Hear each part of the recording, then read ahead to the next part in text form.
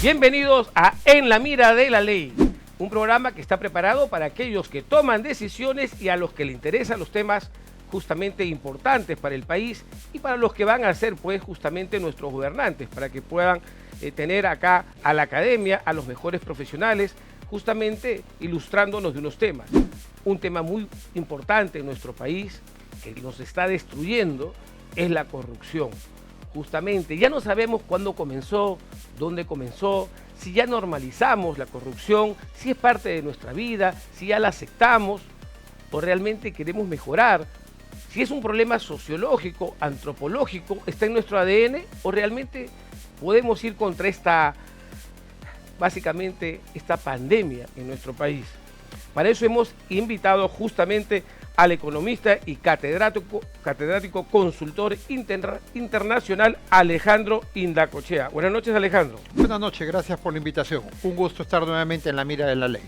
Alejandro, ¿cuál es la dimensión económica de la corrupción en nuestro país?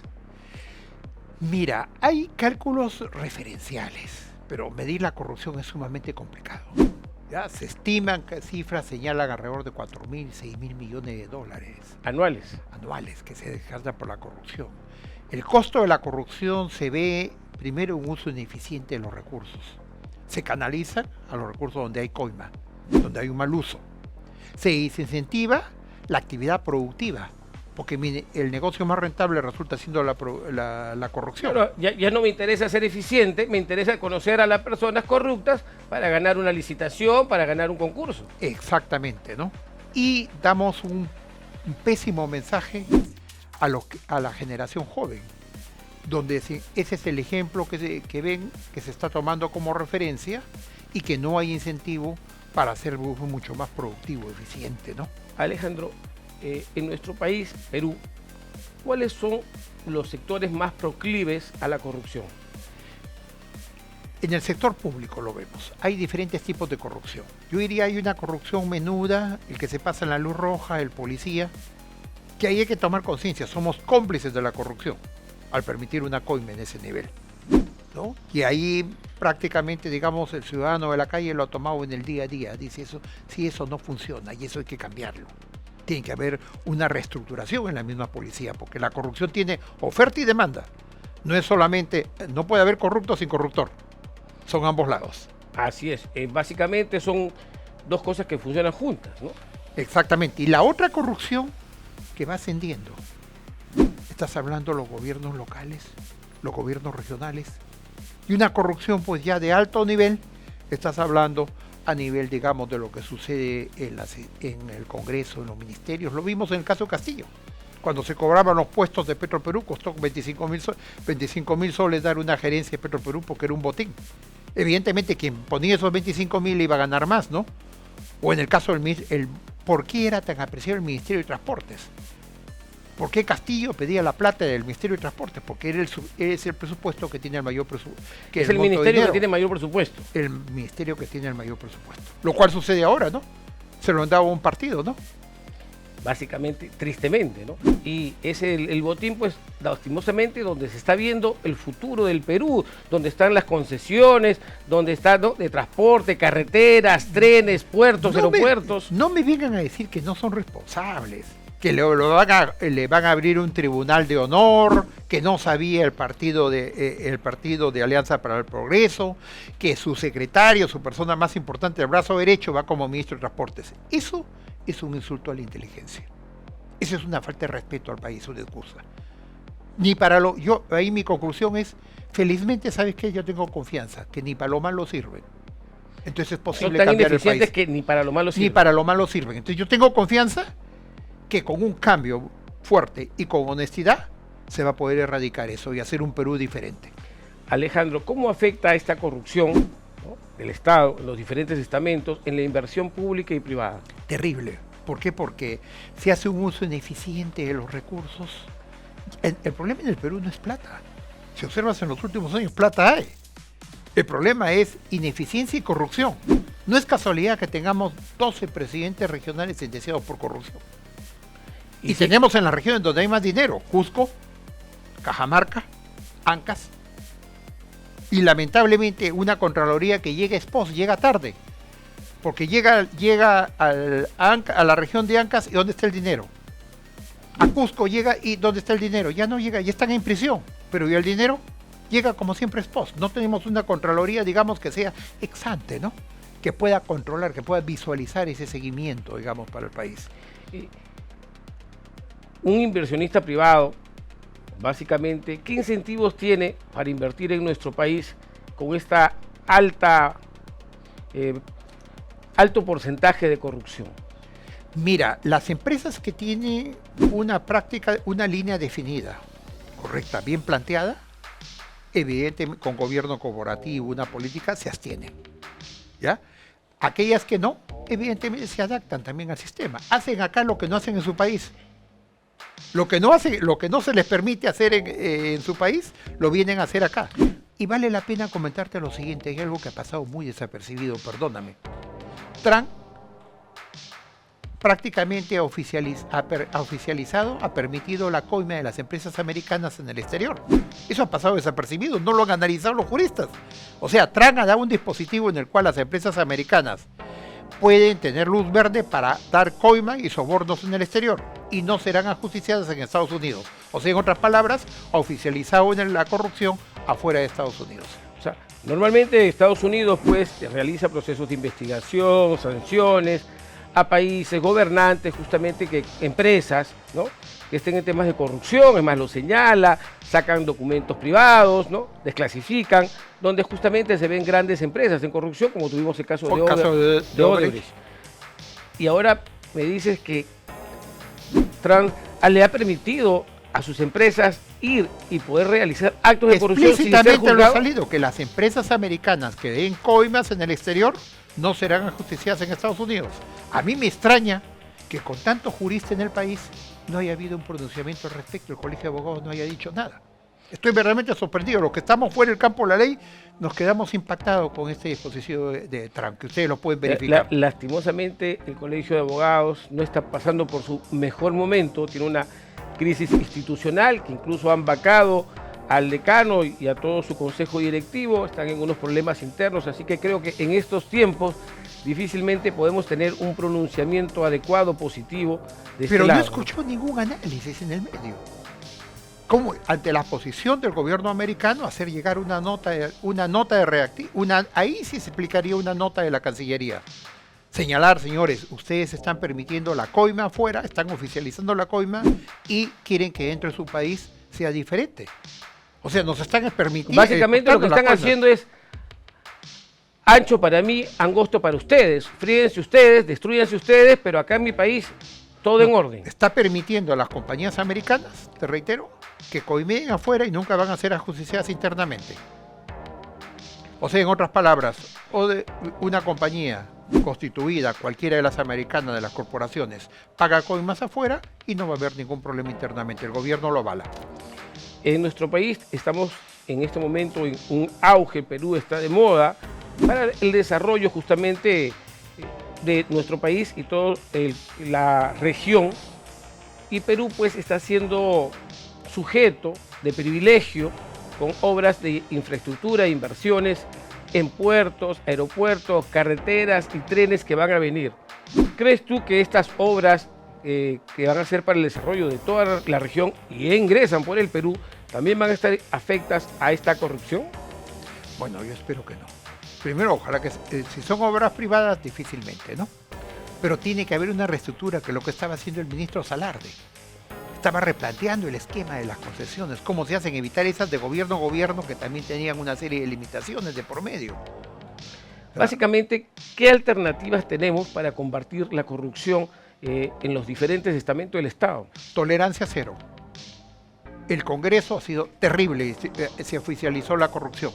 Protegen robasueldos, violadores a nivel internacional. Cuando el presidente del Congreso tiene que investigar, viaja a Rusia, habiendo votado a favor de Ucrania. Mira la inconsistencia. Votó a favor de Ucrania, rechazaron la invasión rusa, pero Rusia les regala un pasaje y se van. Entonces, esa es la clase política que tenemos en el país. Ese es el lumpen que tenemos en el país. Y esto tiene que cambiar. Alejandro, ¿tú consideras que el crimen organizado está copando las instituciones del Estado? Sí. Lamentablemente veo eso. Lamentablemente cuando se hace un reinfo heredable, cuando se habla de la prostitución en el Congreso y simplemente se viaja al exterior para no investigar, que no ha habido, puesto por el mismo partido, por Alianza por Progreso, ¿no? Oficializado, ¿no? Cuando se contrata gente sin tener el título, como ha sucedido esa coordinadora que tenía el retrato del señor Acuña en su oficina. Pero básicamente incluso hasta el título pueden tener porque se los regalan estas universidades. O sea, ese era un detalle mínimo. Si tiene las capacidades, pues que, por ejemplo, tendría que tener como profesional para ser aceptados en el sector privado. Normalmente se dice pues que en el sector privado tienes que ser altamente eficiente, altamente capacitado, con grandes habilidades. Pero lastimosamente no ocurre lo mismo cuando trabajas para el Estado. No van a ir al sector privado, pues. Por eso oficializan y es un asalto al Estado. Entonces tú llegas a cuadros verdaderamente mediocres donde el Estado se ha desarticulado. No hay esa defensa, no hay esa línea, esa profesionalización, Alejandro, esa línea de carrera. ¿Qué explicación hay que nuestro país, y eso lo comentan internacionalmente, seamos un desastre político? En los últimos 6 años, 6 presidentes, casi todos los presidentes procesados penalmente, algunos presos, presidentes regionales igual, alcaldes igual, hemos visto una cantidad de alcaldes esposados yéndose a prisión, y a pesar de esto, el Perú sigue creciendo. ¿Cuál es la explicación? El Perú es más grande que sus problemas. Imagínate tú si tuviéramos un país con una buena dirección, sin corrupción, con seguridad ciudadana. Evidentemente, en 10 años, 15 años podríamos eliminar la pobreza. Tener un crecimiento mediocre, 2,5%, 3%, y salgan a aplaudirse entre ellos. No, tener un crecimiento de 5 o 6%. Somos un país que hay 9, por más que juguemos con las cifras, 9.400.000 pobres. Son 10 millones de pobres. Y tenemos pobres extremos, más de 2 millones.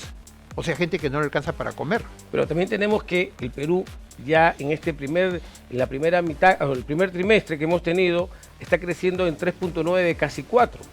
Bueno, está creciendo pues sectorialmente. Crece por el sector agroexportador. Mérito del país colocar esos productos en el exterior. Crece por un cobre, no porque tengamos más minas, no porque haya más producción, sube el precio. Igual en el sector agroexportador, La bonanza del año anterior no es por mayor producción, es por mejora de precios. Porque cambiaron la ley del agro, pues. O sea, lo poco que hacen lo hacen mal.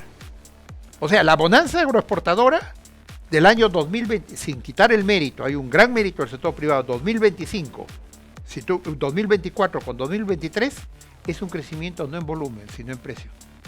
¿Por qué? Porque se quitó un incentivo para el sector agroindustrial. Ese es mérito del Congreso. Alejandro, esta corrupción afecta también al sector educativo, al sector salud y a los servicios básicos, que va dirigido pues a la masa de peruanos. Lo estamos viendo con el programa Caliwarma, ¿no? Por más que le cambien de nombres, ¿no? ¿Cómo se acepta dar a cambio de una coima alimentos que ya no servían, que estaban en deterioro? Con ellos, ¿se puede estar tranquilo ante ello?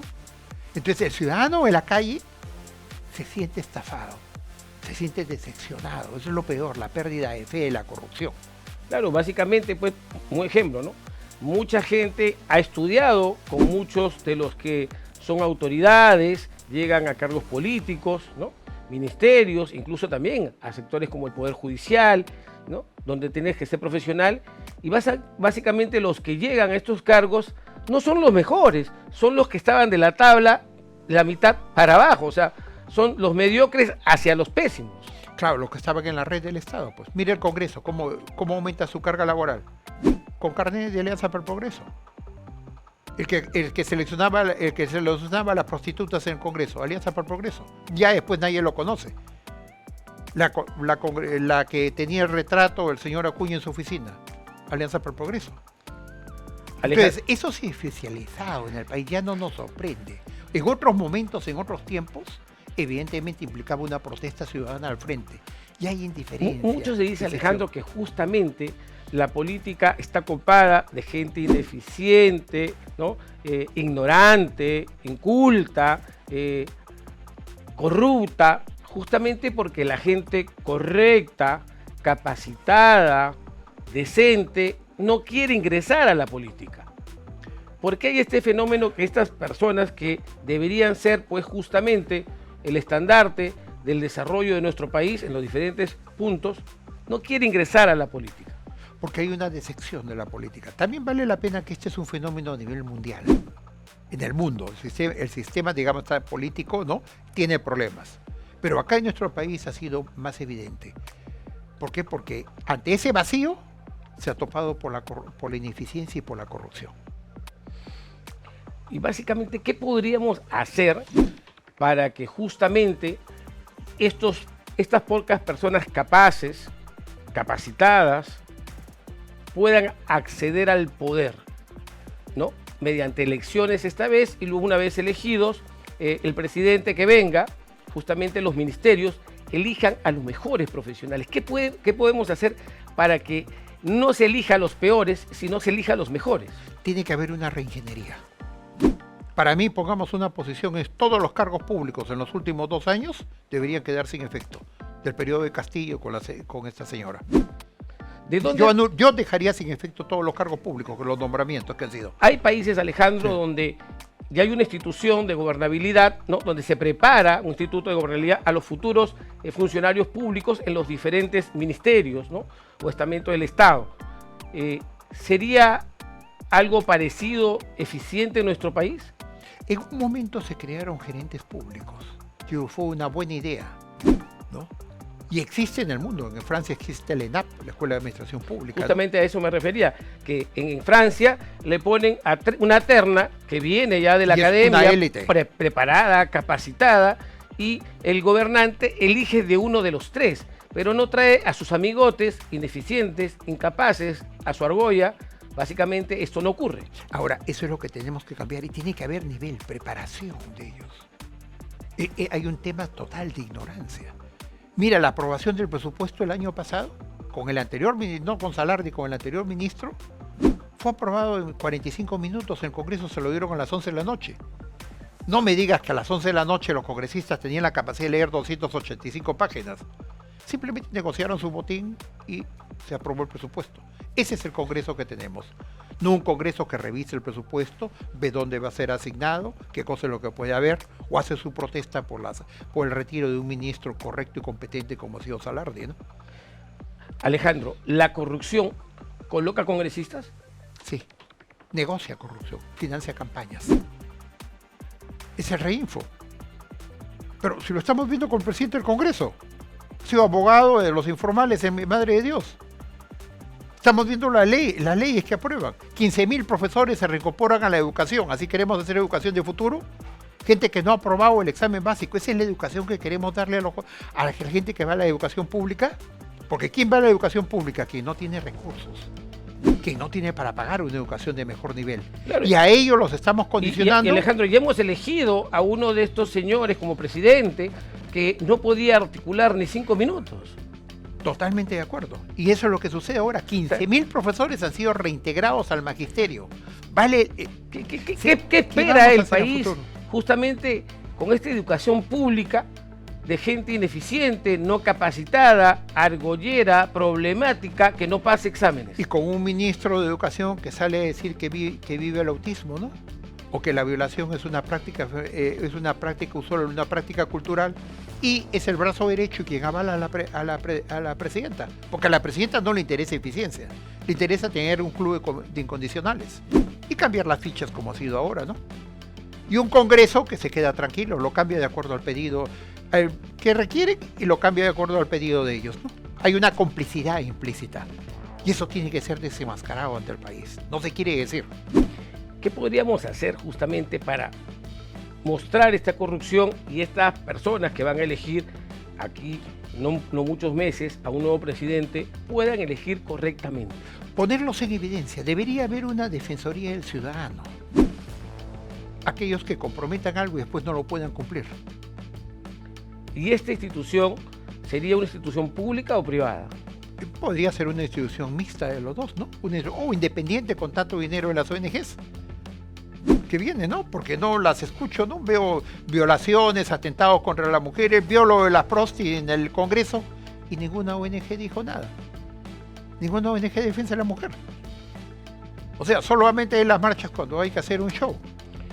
Básicamente se podría decir que nuestra ciudadanía ha sido afectada en su educación a tal punto que en algún momento yo recuerdo que salían a hacer enormes marchas por el cambio de la Constitución y se le entrevistaba a algunos de estas personas que marchaban y le decían qué parte de la Constitución quieres cambiar, qué artículo de la Constitución quieres cambiar y no respondían nada, no sabían nada, nunca habían leído la Constitución. Básicamente, esta es una muestra justamente del deterioro de la educación. Es una muestra del deterioro de la educación.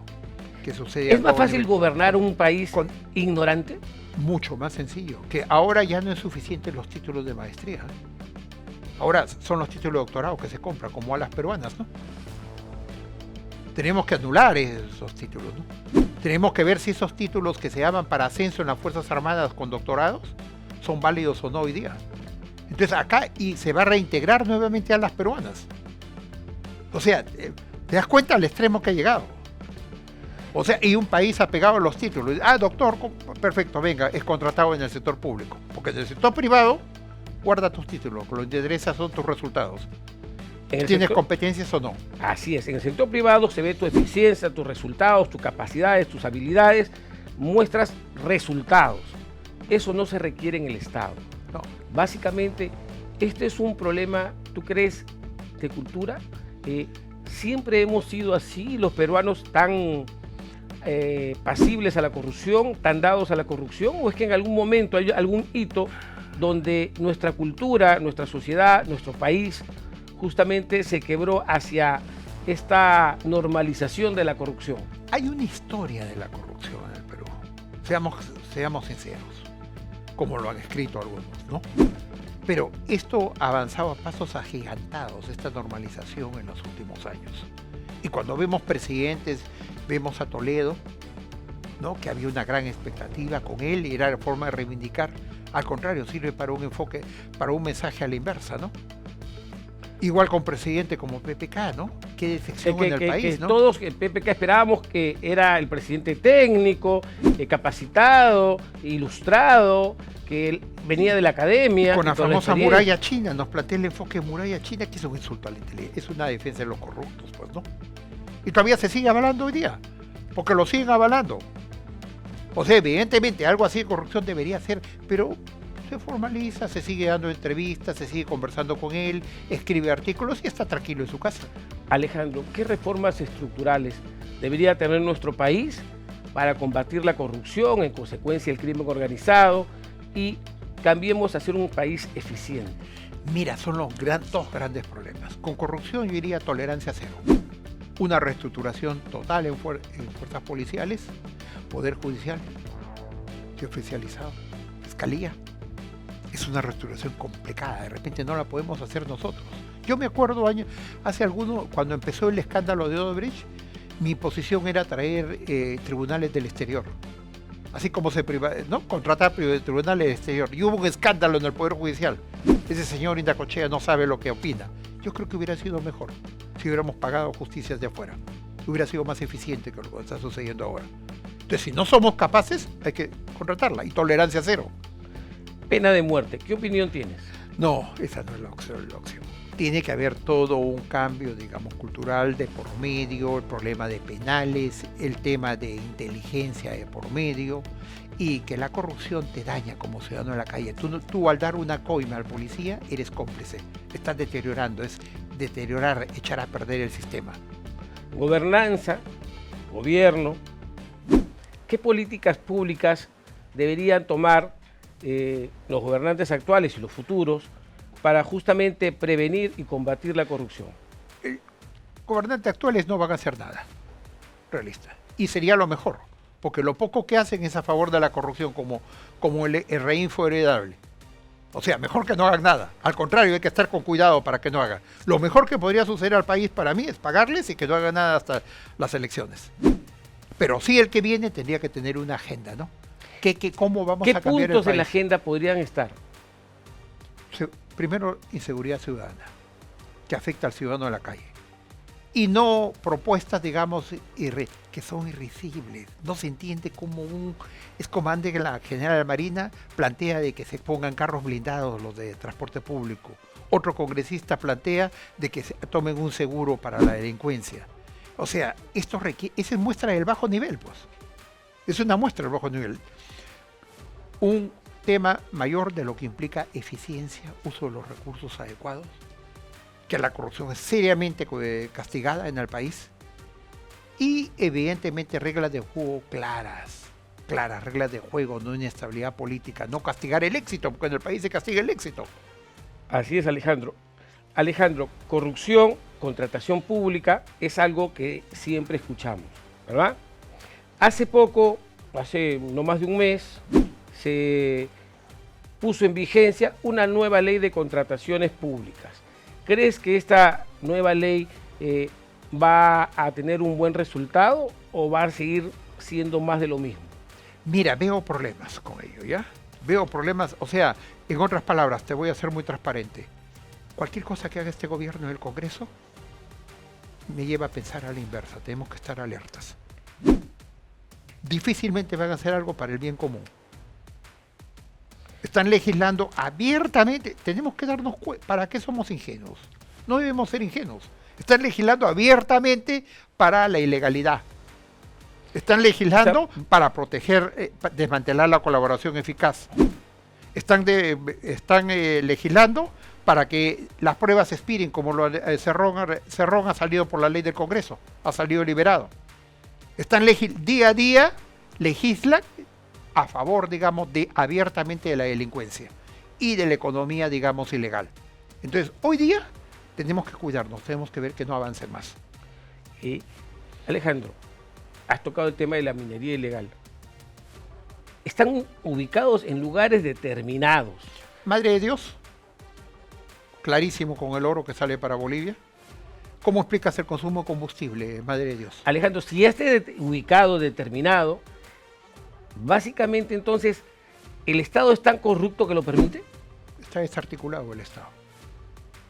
En la zona de la libertad, clarísimo. Nazca tenemos oficializada. Se mezcla la economía ilegal, la economía informal, traslada ilegal y se mezcla al exterior. Vienen camiones con carga, con tierra y oro a la costa. Se procesan con el Reinfo, se procesa el oro y se exporta formalmente a Estados Unidos y a China. Ya tomaron el país.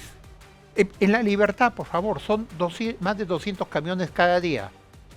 ¿Dónde está el presidente regional? ¿Dice algo?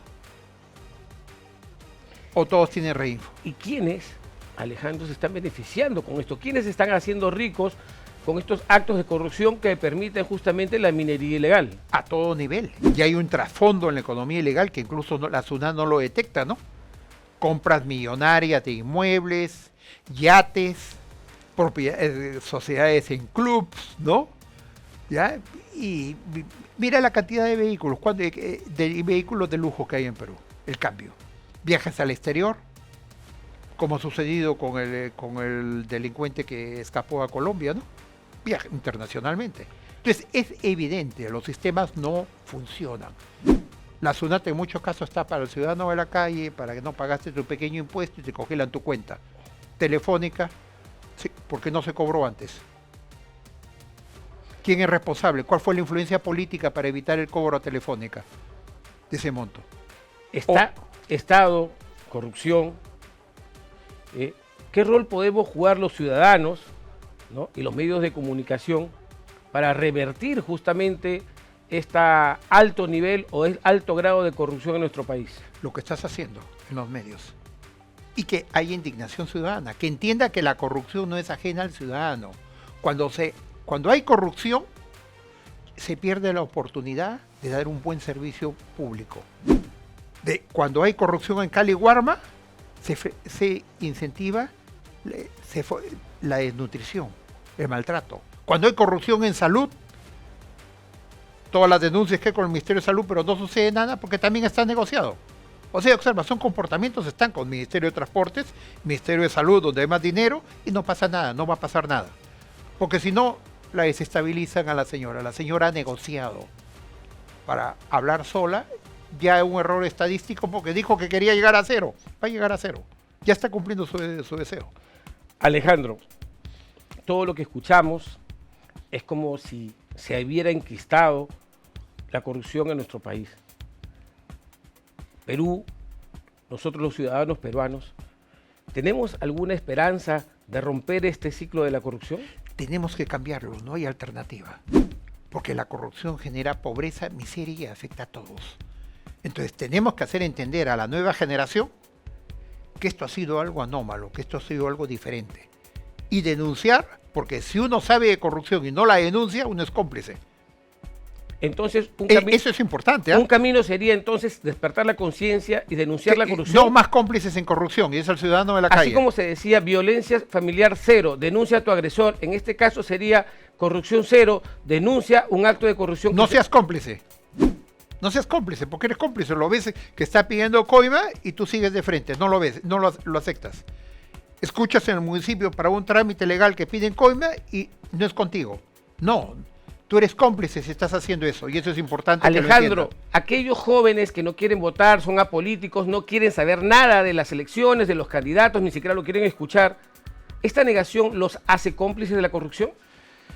Yo te diría que la indiferencia es un campo propicio para la ineficiencia y para la corrupción.